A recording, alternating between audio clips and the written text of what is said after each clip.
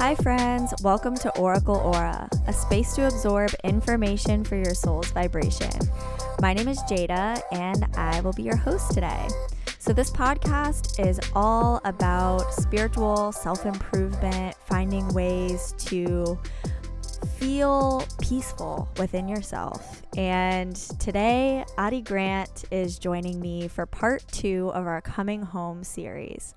So, this concept of coming home is the idea of coming back to the feelings of inner peace and authenticity within yourself.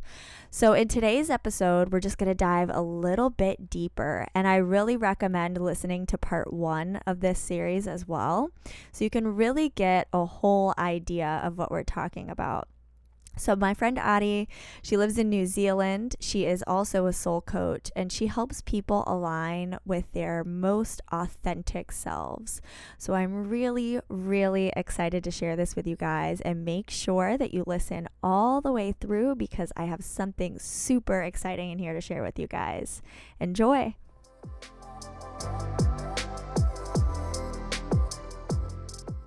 Hello, Ari. How are you doing today? Hello again. I'm doing good. I started the morning a little bit anxious, but I'm feeling okay now. Got my coffee. Oh, Uh nice. I have a little pumpkin spice coffee now, too. I also like to delve into a bit of lavender oil at times. Nice. So, anywho, we are recording part 2 of our Coming Home series today. And so today, well, in the previous Coming Home episode, we kind of talked about the first 2 parts of this concept and this series of coming home that you and I have created, which is all of you who haven't heard the first episode, I highly recommend you listen to part 1 of Coming Home. I really loved that episode, and we actually got a lot of response to it. So thank you so much to everybody who listens, who reached out to me and said that they enjoyed that episode. I really appreciate you guys, and I am so grateful that you all are listening. So this concept of coming home really just is about coming home to the feelings of peace within yourself. So in part 1, we talked about worthiness and aligning with feelings of worthiness, and we talked about accepting ourselves and accepting our past story. So today we'll start to touch on what peace means to you and really becoming clear on what inner peace really means to you and really feels like to you, and learning how to embody that in your daily life. Yeah. So, Adi, what does peace mean to you? I'm actually going to start this by saying it's been really interesting since we've delved into this, and especially since we had our podcast, because what we spoke on when we were looking at worthiness, and we were looking at acceptance and inner peace and all that kind of thing. It was almost like I'd shared my perspective and I'd shared my beliefs around it, and then the universe was like, okay, let's see if you really do believe that. And it's like, Doesn't it always go like that? Like as soon as we start teaching about something, then the universe is like, let's test this. okay, honey, you think Yeah. I was like, oh, it's now that I look back in retrospect, I'm like, okay, this was just, the universe or God just trying to to really help me embody the things that I know. And yeah, so what came to me throughout that process, it was basically just things coming up from my past, like old trauma and old things that I thought I dealt with, but obviously I still needed a bit of time to navigate through. And I found that I was focusing a lot on how to get through it and how to um, get from I mean, this is not the right, I guess, not the right way to look at it, but I was like, how do I get from unhealed to healed? How do I fix this? And it was, Like trying to be perfect. yeah, I was trying to rush the process of healing and the process of finding the inner peace. And I think that really brought attention to me in a way of balance when it comes to that masculine feminine energy, of balance when it comes to understanding that you are a being that is made up of mind, body, and soul. And also, I think when I look back, I observed that I was leading more with my mind than I was with my spirit and my soul, my heart. Mm. What that what that helped me realize or remember is that inner peace is about being led by your soul and your spirit. It comes, and then your mind follows, and your mind and your body sort of follow suit. To me, that's what it means, because they all work together. They all have their part to play. Our mind needs to grasp and understand what the soul and spirit wants, but it felt like my mind was trying to figure it all out, and was trying to get me to this position of healing and peace, by thinking it through rather than feeling it through and allowing myself to, just compassionately understand what I was experiencing. And so when I came to that realization, it it became more clear that moving forward, like you are, Ari, you are about to be moving into a space where you're going to be helping people to embody this. And this is your first hand opportunity right before you go to do that, to really test it. And so, yeah, so it's meant for me a lot of grounding. I've put myself in nature a lot with every opportunity. I've sat and I've read books, that are enlightening to me, and the main thing is that I've been, meditating a lot, like committed. I've been committed to the meditation process, and that has helped me to come back to my soul and spirit, and to really just visit that again and ask, what is it that I need right now? What is it that I want? And how do I, embody that inner peace again? And, yeah, I guess that's like the how I got to that place of inner peace. And then now it's like inner peace to me is, understanding too that when I was led with my mind and when I was led with trying to fix things, that wasn't my authentic state. That wasn't who I really am, this stressed, anxious person. Um, so when I come back to who I am, um, that's where I find inner peace. When I come back to my heart and my soul, that's who I am at my essence, and that's where inner peace comes for me. Um, I when love that. Yeah, so when I'm in the thick of it, in the thick of the things that are trialing and challenging, it's like it's a matter of remembering and coming back to that place. What Mm. and it takes one thing that I think we spoke on briefly in the last, episode was it takes practice, and this for me felt like another opportunity to practice, put into practice, and to embody what I know. Yes. So I love what you were saying about feeling like, "Oh, I how do I get from, like, unhealed to healed?" Because especially in our industry, you know, with life coaching and soul coaching and business coaching and all these forms of coaching, like, for those of you listening, the difference between therapy and coaching is that therapy is essentially helping someone heal from their past, and coaching is to help someone achieve a future result. So, like, whenever we are into these things like soul coaching, like, yeah, we are helping someone move into this new way of being, but I think it's a really important reminder for us to take a second and say, okay, well, the result that I'm trying to get is not perfection. The Mm. result that I'm trying to get is peace. So Yep. like a lot of the times we feel like, oh, I have to fix all these things about myself before I can help somebody else. I have to like make Mm. sure that I'm healed before I'm healing people. And like, well, really, we're just giving people the tools to heal themselves. And like, if we're, because I've been there, like recently actually, where I had to remind myself, like, okay, self, you're not trying to be perfect, you're Yeah. just trying to accept where you are and accept yourself. Yeah. And like you say, move from your soul instead of from your thinking mind. Yeah. Actually just had a card reading this morning. Mm. This morning that was talking about just that. That was talking about, like, let your purpose and your heart lead you and let your mind follow. Yeah. Um, And I think that's really where peace comes from. and yes, I agree. And I think we might have touched on this before as well, how um, it's required of us to surrender. And I mean, surrender can also look like having faith and trusting um, that things are going to unfold the way that they need to and in the time that they need to. Um, Yes, having more faith than fear.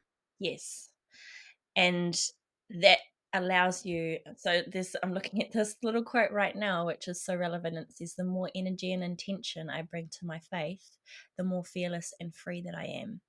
Mm. That like the more fearless and free that we are, I feel that embodying those feelings of fearlessness and freedom, or just courage and freedom, really, because we are probably going to face moments, it's inevitable that we'll feel feelings of fear, but embodying those brings a sense of peace. I feel when we feel free, we feel at peace. When we feel courageous, we feel at peace. And tapping into and bringing attention to the things that um, allow us to feel that way is, I feel like, I guess it's our responsibility to identify those things and to help ourselves out, because that was one another thing that that I've been reminded of this week, is that you don't have to do it alone. You don't Mm. you don't have to keep trying to figure all of this and putting all the pressure on yourself to figure it out on your own, to heal on your own, and to understand things and comprehend things and come to this place of inner peace on your own. Like, that process, you don't have to do that. There are people in your life that can help you with that. There are experiences and even natural settings that can help you with that. Take advantage of it. you know why not utilize the tools that are out there to help you come to that place of inner peace? And if you believe in God, you've or the universe, you've got that too, always. That is always there, which means you're never alone. Absolutely. And I feel like practicing those feelings is like it's really our responsibility if we want to feel at peace. Yeah. Just like if you want to feel good physically, right? Then you have to move your body and eat well. Yep. And that's not to say you can't have like treats sometimes. Don't get me wrong, I love a good treat. Mhm. But but like it's the same with what we intake and what we feed our brains as far Yep. as like thoughts, music, the people that we surround ourselves with. Yep. Like if we want to feel peaceful, then have you ever listened to the teachings of Abraham Hicks? I've I've followed it a little bit. I haven't listened, but Okay. yes. So it's for those of you listening, I'm sure I've brought up Abraham Hicks several times in this podcast because I love their teachings. But Abraham Hicks is like this spiritual collective who channels through a woman named Esther Hicks. And they just speak these profound truths that you hear and you're like, wow, duh, why didn't I think of that? Because they're just kind of these universal truths. Mm, Um, but one of the things that they teach is that if you want to manifest anything, then you focus on the feelings of it and you hold the feeling for 17 seconds, and mm, this will help you manifest more of the feeling. So, for instance, if the disturbances of my inner peace are around money, then the opposite of feeling a lack of money is feeling security, mm, right? So feeling abundance or feeling security, feeling like I'm safe and I'm taken care of. mm, So then I'll tune into that feeling and say, okay, I feel really secure. I have a bed to sleep in and I have hot running water and I have, ABC, all these things. not necessarily things, but I'll just like tune into the feeling of feeling secure and just hold on to that for 17 seconds. Yeah. And then before I know it, over the next few days, more reasons are flowing to me. More reasons. Why am I secure? You know what I mean? Like, it's like my brain is looking for it, but also energetically I'm manifesting it. So just to kind of, I guess, touch on manifestation a little bit, Yeah. like if we want to manifest more peace in our lives, it doesn't have to be this like, I mean, don't get me wrong, I love a good morning ritual that takes like an hour, but it can literally be 17 seconds. It can literally be just sitting there thinking, like, okay, how do I want to feel? How does it feel to already have this thing that I'm so focused on achieving? How does it feel to be completely relaxed? How does it feel to feel secure and safe and loved and just feel the feeling in your heart and just hold it for 17 seconds? That's it. Mm. It's as you as you were sort of saying that, it's really is true that your mind doesn't really know the difference between what's reality and what's like a visualization or manifestation. and Yeah. and you, like, just like this morning, how I woke up anxious. Like, I woke up anxious because I must have had a dream that made me feel that way, but my mind believed it, and I fully got into that feeling. My heart was tight, and then I just sort of breathed through it. But I would have been good to know that 17 seconds thing this morning. But Well, now you know it. The day's not over yet. I feel fine now. But it just took a while to sort of get myself out of it. But um, Yeah.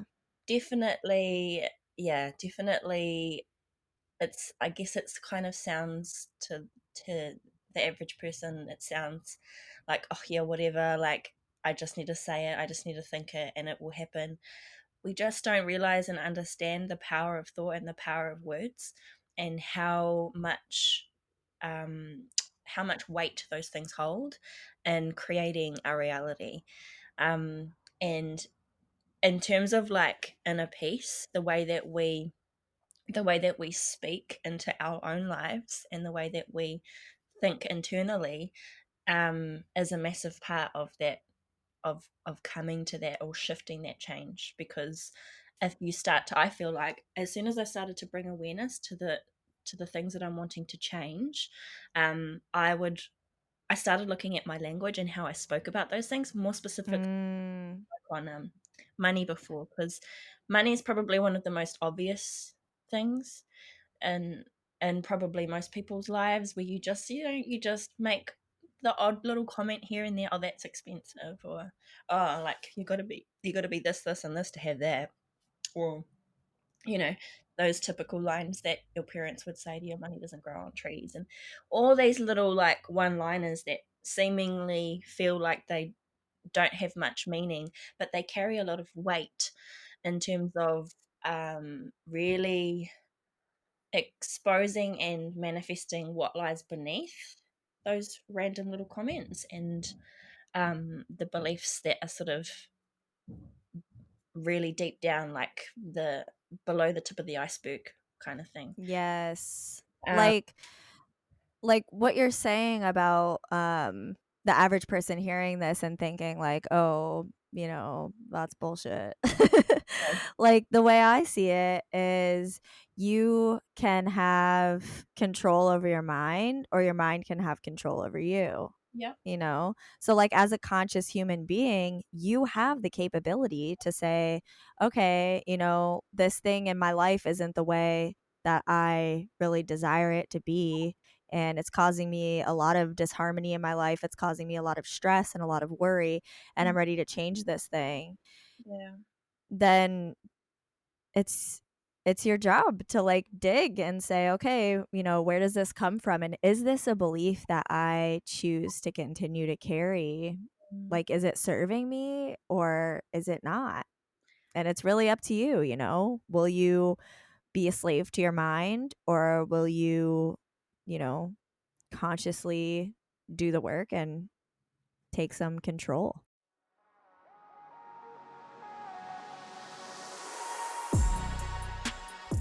Hey, love, if you're listening to this podcast and thinking, wow, I really wish I had that feeling of home within myself, I have something so exciting to share with you.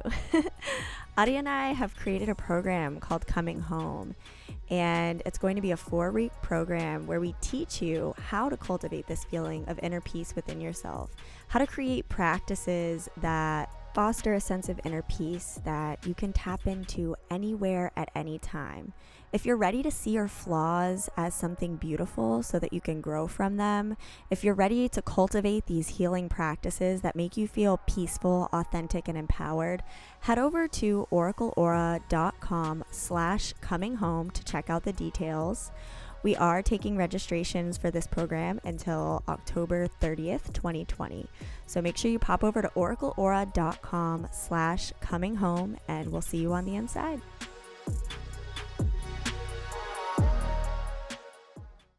Yeah, and it's interesting you say that because I feel, you and I and everybody else that's sort of on this journey of consciousness, that makes sense,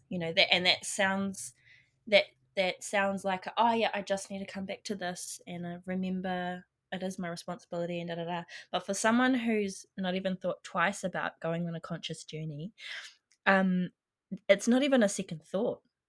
um to them, actually, like, it's, which I feel is, this is kind of going off topic, but which I feel is, it's why it's really important for us as conscious human beings to share our light and to share our message. And it doesn't mean we have to go blah blah blah sharing it to every single person, but just being and existing and embodying in the things that we're learning and understanding as conscious human beings is an example to those who haven't opened that window yet. And I was having a conversation last night with a woman who I'm potentially looking to work with, and she was sort of speaking on, teaching young children when they come to that point of like getting to sort of 17, 18, helping them transition into adulthood and teaching them the basics of life and how to understand certain things. And it's like, if you haven't been taught those things, it's not even like, it doesn't even cross your mind. So when we say it's our responsibility, we first, I think, first before someone steps into consciousness, they need to know that they even have that option, that they have the power to make those shifts. And they don't get to know that until they're told or until someone is an example to them. So that's why I feel like in our journey, Jada, of you and I trying to help others come to this place of inner peace, that when you start to really embody that, when you start to tap into this inner peace and this authentic expression of you, you give permission for others to do that too, or to ask the question, what is it? What's different about you? What is it that makes you seem so calm, or seem, or be the way that you are? And then that sort of creates a ripple effect in every single environment that you step into, but also in the generations that follow from you as well. So I don't know, that kind of went off topic, but No, I really don't think it did because I think like honestly, I feel like the root of all of this and the root of deciding like making that decision to come home, mm, part of it is saying, okay, I have the power to kind of weed out my mind garden mm, and take out what's no longer serving me. So like that really is the first step yeah. to being able to say, you know, I have the ability to feel peaceful and this is why. And I think, as coaches and as people that, or even just as, human beings, if you're this way inclined, if there's something within you that's like the encourager or the uplifter or anything like that, never hesitate to tell someone that they have that ability. But there's always, like, just in saying, you've got the power to do that, you're actually, you, everything that you need is already within you. You have a powerful gift. Just those words of speaking life into people, don't hesitate to do that, because you never know if that one little line that you said will make them sort of go home and go, oh, maybe I do have the power. And maybe that sort of is the seed that plants them that the seed that's planted in order for them to then go and start to ask questions and get curious about what is consciousness and what is inner peace and how do I attain this level of inner peace and all of that sort of thing. So yeah, thought I'd just throw that in there. Yeah, absolutely. Because even if you say that to several people who are these kind of like energetic walls who like don't seem to be absorbing anything you're saying, never underestimate the power of planting a seed. You know Yep. what I mean? Like, Yeah. I can't count how many people I've said things like, well, you have the ability to reprogram your mind.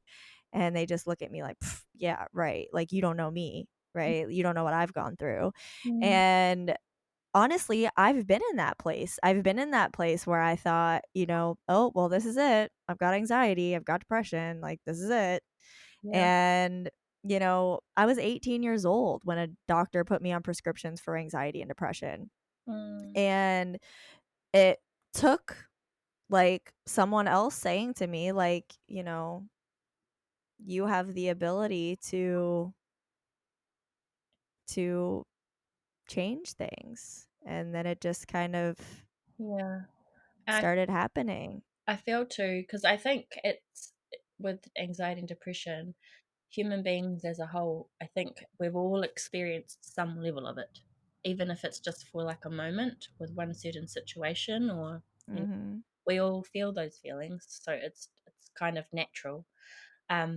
But for those that are living with it on a daily basis or a regular basis, I also feel just it's just interesting that I'm literally surrounded by so many people and people that I really am close to that deal with anxiety and depression daily. And it's something that I've been in and out of personally, but just being the observer of that, what I've come to understand for those that have tapped into that on a conscious level is that prior to understanding that they had depression and anxiety, or they had those types of things, they didn't realize that, not all of them, but they didn't realize that a part of them is just they are quite sensitive, empathetic people, and they saw that as a they saw that as a weakness, or they Mm. saw that as something that was, I guess, in their families as well, would tell them like that's like they're too much of this or too much of that. I think you've spoken on this too, Jada, about that Mhm. empathy is a gift, and that there is a way that you can use um those those feelings to your advantage. In a way, there is a way that you can shift your perspective on it and have it be a part of your superpower, and have it be a part of the way that you connect with the world, um, rather than seeing it as a burden and you know something that's weighing you down. um, Absolutely. but it's And definitely an up and down thing. Like, y I mean, yeah. life in general is a roller coaster.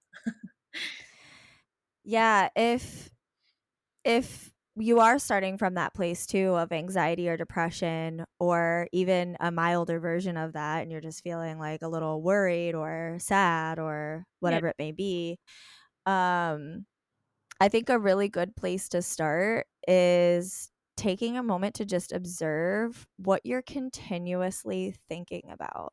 Mm, Like, what are the thoughts that cycle through your mind on a regular basis? Are yeah. you thinking things like, I don't have enough or I'm not going to have enough? Are Mm, you thinking things like, nobody around me likes me? yeah. Are you thinking things like, I'll never find a significant other? Are you saying things to yourself like, I'm not worthy of love? Mm, Because if you're saying things like that to yourself, you're constantly looking for reasons that validate that. yes. So, and on a metaphysical level, it's like an energetic pull, right? So it's almost like you have this like Magnet. cord tied around you and tied around this other thing and you're just sending it your energy, sending it your energy, sending it your energy. And Mm, of course, if you're letting whatever this is, this thought that's bogging you down drain your energy, then of course you're not going to feel good. Of course you're not going to feel in alignment. And of course you're not going to feel at peace. But Mm, as soon as you start to cut the cords and say, like, I no longer let that thought have power over me, mm. then you start to really reclaim your own energy. Yeah, it's almost like a it kind of reminds me of like a motherly fierceness, like Mm. how I mean, how you kind of envision a mother to be for their baby, and like whenever they're at risk or whenever they're you know they're doing there's a threat, they automatically have this innate motherly nature that's just like I will protect you sort of thing, and there is this almost fight and fire within them that is like, you will not mess with my child. And it's almost like you kind of can be that for yourself when it comes to taking control of your thoughts and things like that, is like getting fierce and protective of the the essence of who you are and of that inner peace, and just sort of almost making a stand and standing up for um who you are, and who you are is that authentic state of peace. Like that's that, I love that. you know what I That mean? made me think of the goddess Kali. Yeah. um but and I feel like we all have that innate protective nature, when we have like a really close friend or a little brother or a little sister. We all have this ability within us to be fierce with protecting them.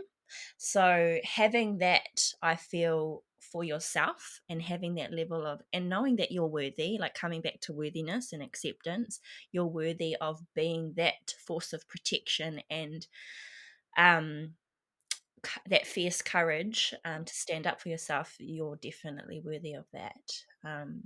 So I feel like that brings a little bit more, because peace sort of feels calm and like content and that kind of thing, but sometimes there is a need for you get a little bit of grit.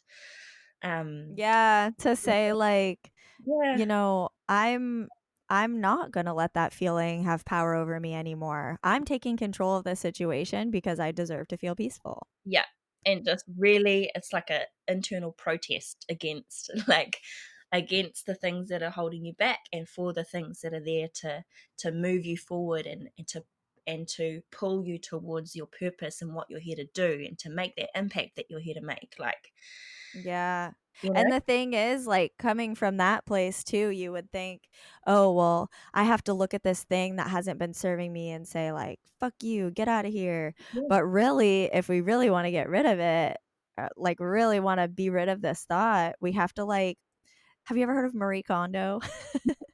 I think I have actually.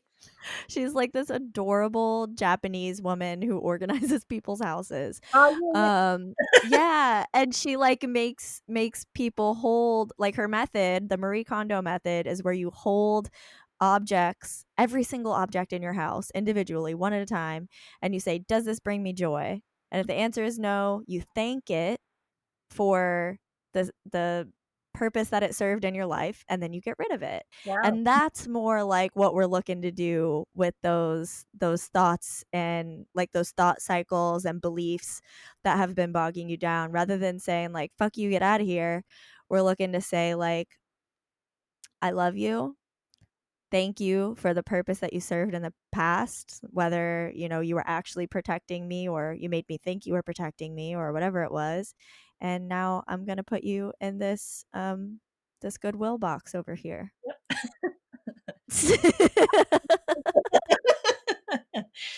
That kind of made me think about, it's funny that we're going on this journey. I wasn't expecting to sort of go down this route, um, but another part, I guess, of the motherly nature is enforcing boundaries and discipline.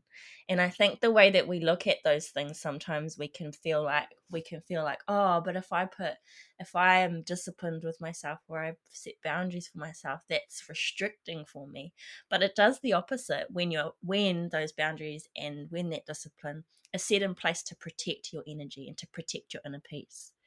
So um in terms of embodiment and making things happen within your life, that what you just said, that thing of like picking up the object, picking up the thought or the belief or the story that you're saying, thanking it and letting it go, it almost requires this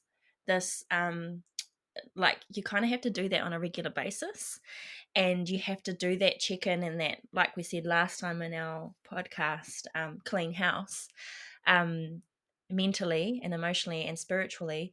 But actually, like the actual getting to that place and making it happen on a regular basis, whether it's something that you do weekly or monthly or whatever, that requires discipline, and it requires you to a commitment to yourself, which allows for you to have that freedom and that inner peace more regularly.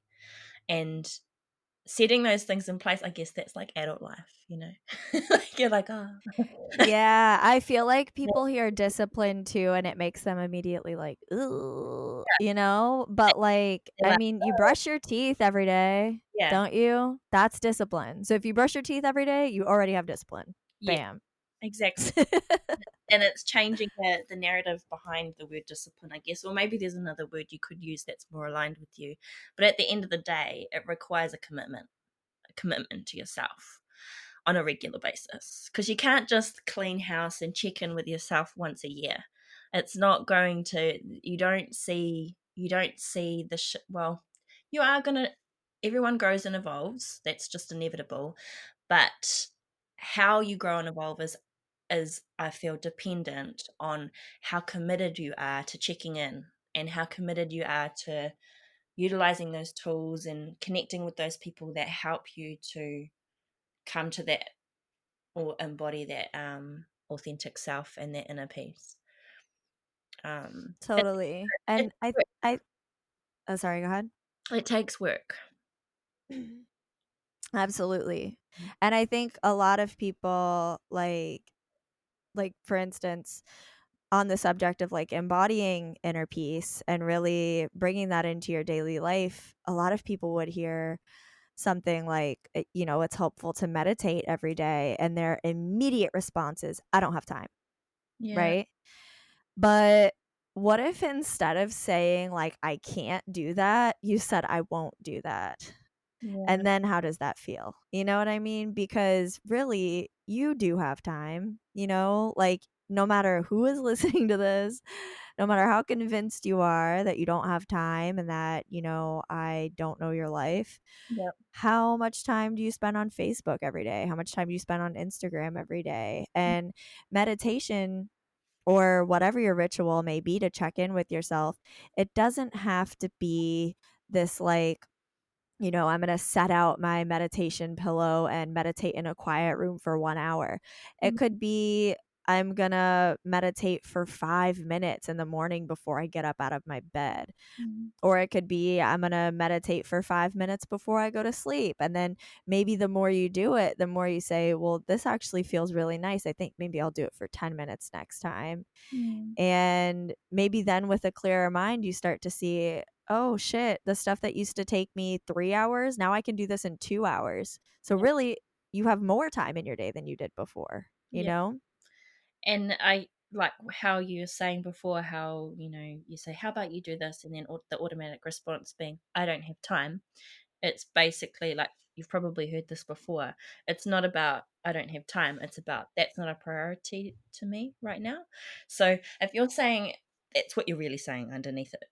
So if that's what you're saying, about if you're saying to yourself, the story that you're saying is, that's not, I don't have time, which really means that's not a priority for me. That's not a priority for me is so taking time out for myself is not a priority for me. Therefore, I am not a priority for me. Therefore, what do you believe? What do you believe about making yourself a priority? And so it's so, like, if you keep asking the questions and dive a little bit deeper into I don't have time, what it looks like is perhaps the story that's going in your mind, or the belief that's going in your mind, is that you just don't believe that, maybe you don't believe that you're worthy of that time, or that maybe you don't believe that that time is as important as the time that you need to give to your kids and that you need to give to your job or whatever it is. But as you say, as soon as you do put that time in, you become more you, and you're able to give more, and you're able to offer the world more of who you are because you've invested. Yes. It's this little I side. wanna I wanna dive a little bit deeper into that one because that really struck a chord whenever you said, maybe your belief is that your kids are more deserving of your time, or maybe you think your job is more deserving of your time, or maybe somewhere within you, you feel like it's selfish to take time to connect with yourself. But really, it's selfish not to take time to connect to yourself. And let me tell you why. Whenever you don't take the time to fill up your own cup, you subconsciously look to other people to Mm, fill your cup up for you. yeah. So, if you are taking that time to fill up your own cup, then you're overflowing. Mm, You're flourishing. You're really showing up. Like you said, you're really showing up for the people around you, for the situations that you're in. You're 100% there because you've already given yourself what you need. You don't need anybody else to give you anything. You've already got it. You're good. yeah. So the way that you're showing up is more full, more present, more loving because you've taken the time to give those things to yourself. Yeah, and I think you're right when you say, like you subconsciously rely on other people to fill that. It means that that dependency on what these people would normally do for you is lifted. And that, I mean, people love, I feel in relationships, we want to help our significant other or our, whoever it is that we're with. We want to be that for them. But when it's coming from this place of dependency of like, I need you to do this because my cup's not full, it does become like a subtle chip away at the person that has to carry that burden. And that's not fair on that person, because it's not that person's job to fill your cup. No, It, it's not. And asking someone to be the source of your happiness, yeah. Yep. Oh, that's such a huge burden to carry. that is definitely, I think that was one of the things I discovered maybe a couple of years ago. I heard someone talk about that, like, nobody is your source of happiness. And it wasn't until maybe a year later that I realized, shit, that's what I've been doing. I've held expectations of this person, expecting them to be this, and this for me, when I'm not even that for myself. And it was quite confronting because I realized that, just like you say, like, that I was trying to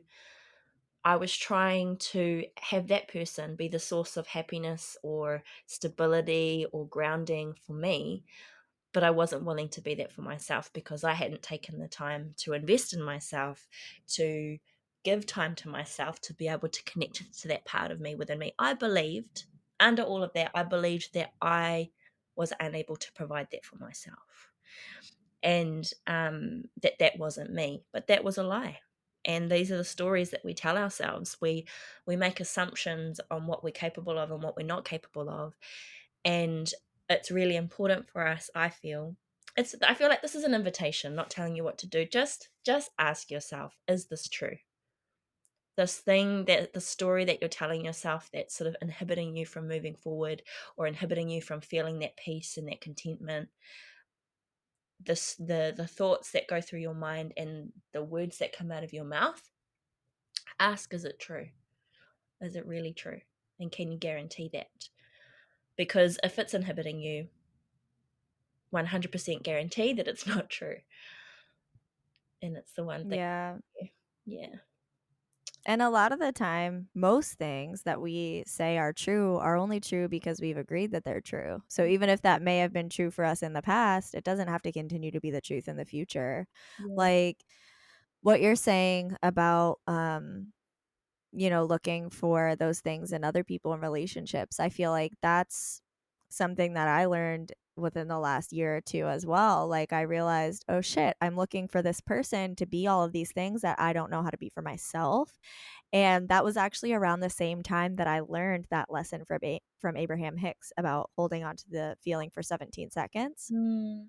And so I would close my eyes and I would lay in my bed at night before I went to sleep, and I would put my hands over my heart space. And I would hone in on the feelings of being in a union with someone who just loved me wholly and fully accepted me, and I felt held and secure and safe, and I held on to those feelings for 17 seconds, and I just felt them like a glowing feeling in my heart. And then I realized it really was that easy for me to provide those feelings for myself. All I had to do was close my eyes and focus on that feeling. Mm. And then, I mean, a year after I learned that, I've magnetized this amazing partner into my life who, Mm. I shit you not, I made a list of all the qualities that I wanted in a partner, and he is all of them. Mm.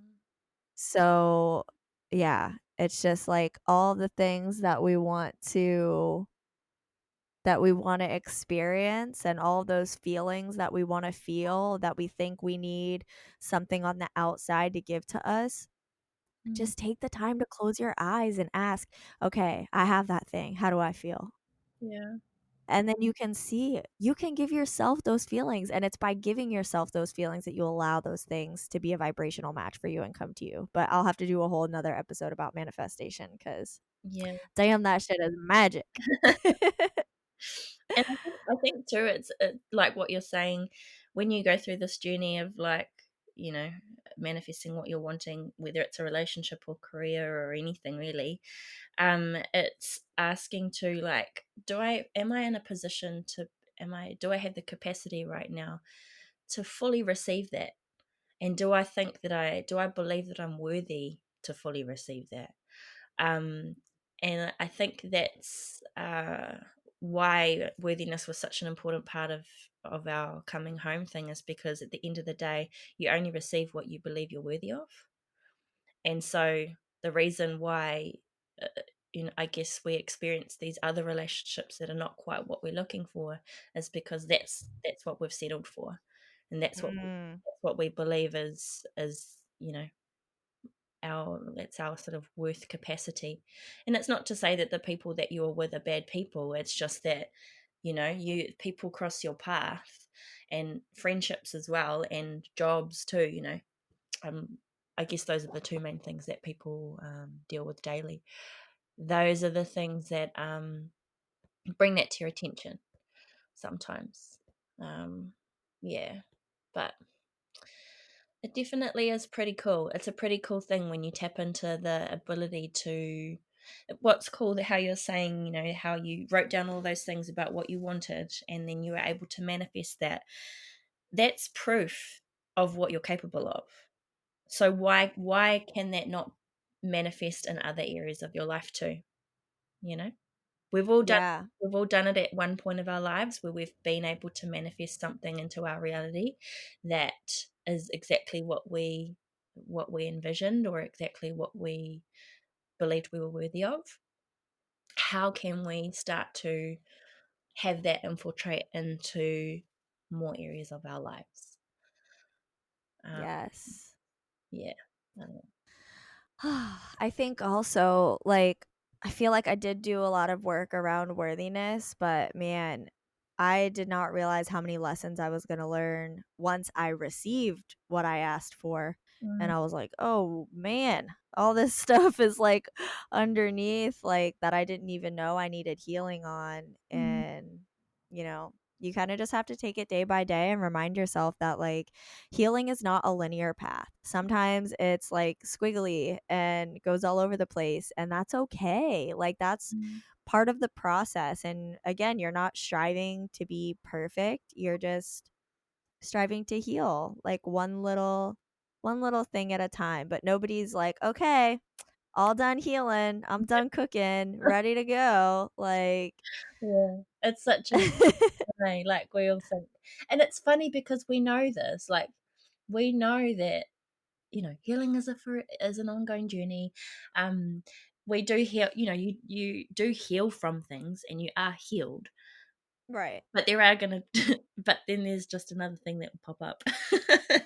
Right, right. It's like you're like a little bug, like, crawling, like, up a hill on some leaves, right? And then, like, you're like, "Oh, well, I know everything," and then the universe is like, "Blick."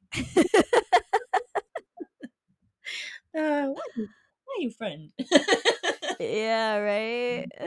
Which Oh yeah, my goodness. which and it's like that it's kind of like that moment of just I guess you're humbled in that moment of like, "Okay. Okay. Yep, Yeah, it's all a part of the process. yeah. I don't know everything that I thought I knew, but that's cool, coming to acceptance of that, and, it's kind of like I feel like sometimes it's like because we get on these highs and we're, like, feeling so good and we're, like, content and we're in a peace and we're surrendering, we're doing all the things, and then it's like we forget that, you know life is like you say, it's not linear, it's going to be up and down, squiggly all around. And then that thing comes and we're taken by surprise. It's like Like, "Oh, I thought I had everything figured out, what happened?" how are you taken by surprise? You know this is how it works. Like it's just funny. And then we get Yeah. again. It's this real interesting little journey that we go on and we're reminded of every single time something. Yeah, and I think part of being at peace and, like, aligning with your inner peace is accepting that everything in nature has seasons, every single thing, and we're a part of nature. So, like, whenever we surrender to those times in our lives that feel like, "Ugh, this is bad," then, it doesn't last as long because 'cause we're just like, "Okay, this is what it is right now, but I'm gonna just connect with myself and Mm. ride it out. Look for what I'm grateful for and just let it pass." And it's probably, I think too, it's that idea of because when things pop up it usually means that you've got to let something go, so it's the end of something. And but I mean the good part is it's the start of something new, but getting from the end of something to the start of something is like that icky feeling.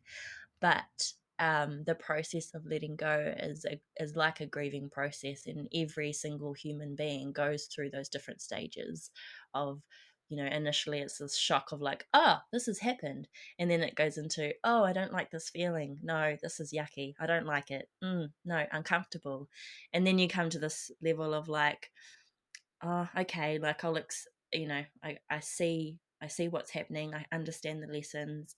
Then you can reflect on it. And then once you've reflected on it, you come to this place of acceptance of what's happened and you're like, oh, okay, that was actually pretty good for me.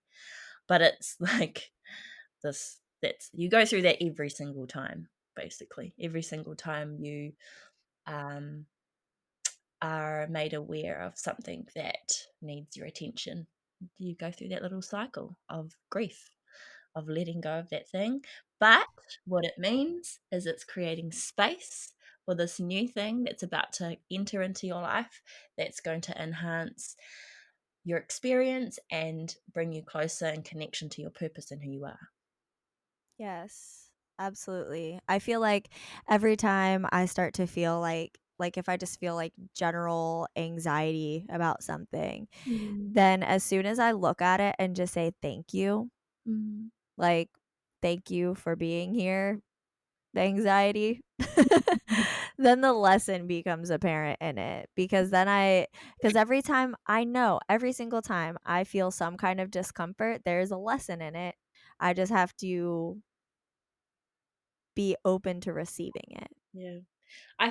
For me, I feel like it's kind of like if you treat this feeling like it's like a person and you're like, hey, and just sort of like, you can take it lightly too. I think that's another thing that's important for us to remember is that, things are up and down and things do get deep and dark and, emotional, but you can make light of these situations too. And you can be like, hey there, anxiety. Hey, old friend, like, there you are again.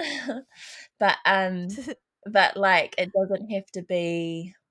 there are times where it does get deep, but it doesn't have to be this like heavy journey all the time. You can sort of bring lightness to it, and start to change your perspective, like you say, of like saying thank you. That's like a gentle way to do it. Maybe it could be sort of bringing light to it as well, like bringing some sort of humor into it of like, oh, these good old lessons, because I feel like to keep some level of sanity, there needs to be um, these different approaches need to happen to sort of like, I guess, experience the process of healing a little bit more, making it not so heavy and not so like, ugh, if you get what I mean. Yeah. I do get what you mean because I feel like I tend to get into these moods where, like, if I'm feeling anxious or I'm feeling depressed, I'm like, what's the lesson? Like, can I just learn the lesson already? And then I remind myself, this is literally how I get out of it every single time. I'm just like, wait a minute. I'm a human. Yeah. Like, like I just have this, like, almost kind of funny moment where I'm just like, wait a minute. Humans have all kinds of emotions, and I am not exempt from that. Yeah. So I'm a human. And then, like, for some reason, just telling myself I'm human, then I'm like, oh, okay. It's okay that I feel this way. It's okay that I don't feel okay. And Yeah. then I kind of make it to, you know, depression or anxiety. Thank you. And then it's like immediate. As soon as I say thank you, bam, lesson. You're feeling anxious because of blah, blah, blah, blah, blah.